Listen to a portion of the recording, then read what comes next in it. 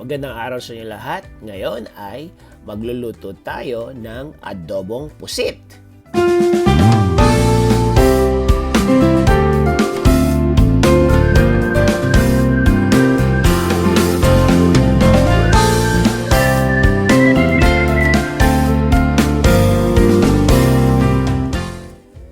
Napakadali lang na magluto ng adobong pusit.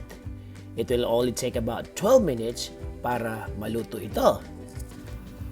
Umpisa na natin. So magpainit muna tayo ng mantika for about 1 tablespoon.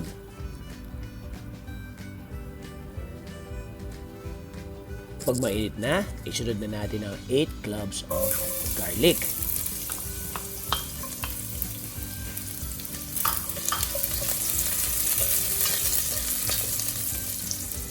Isunod ang 1 medium size na onion.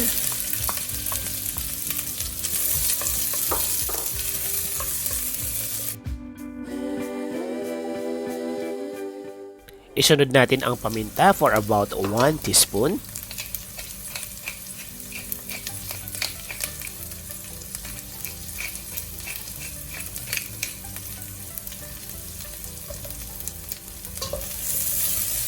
Haluin natin hanggang mag-caramelize ang ating onion.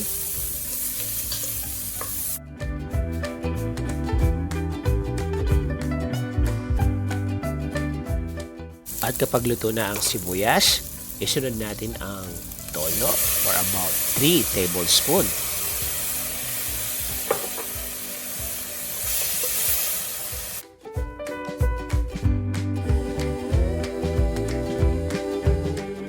Isunod natin ang 1 medium size na tomato or kamatis.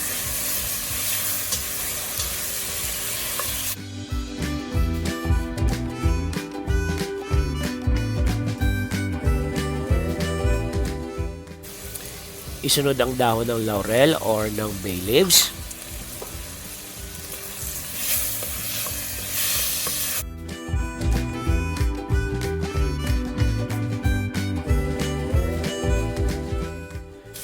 Sa puntong ito, ilagay na natin ang 3/4 kg na pusit. Guys, just make sure na nalinis ng maigi ang ating pusit bago natin lutuin. Iwan muna natin siya ng saglit, pero huwag natin tatakpan.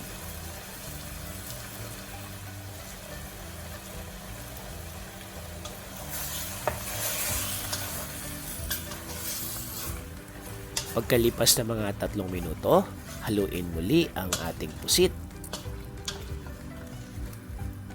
Samantala, lagyan ng lemon juice.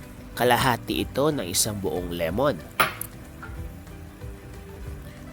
Lagyan natin ng kaunting sili. Pero guys, ito ay optional lamang. Isunod ang 1 teaspoon na salt.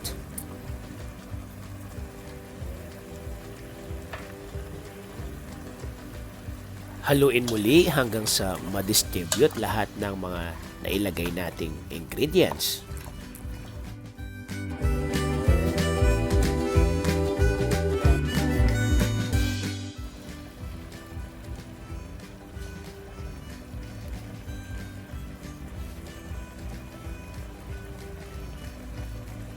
Hindi na natin kailangang sabawan ang ating pusit dahil kusa itong magkakaroon ng sabaw.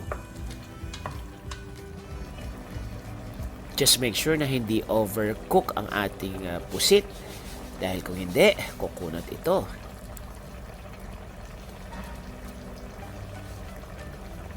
At dahil malapit na maluto ang ating pusit, lagyan natin ito ng kaunting asukal. That's about 1 teaspoon para magkaroon ng kaunting tamis.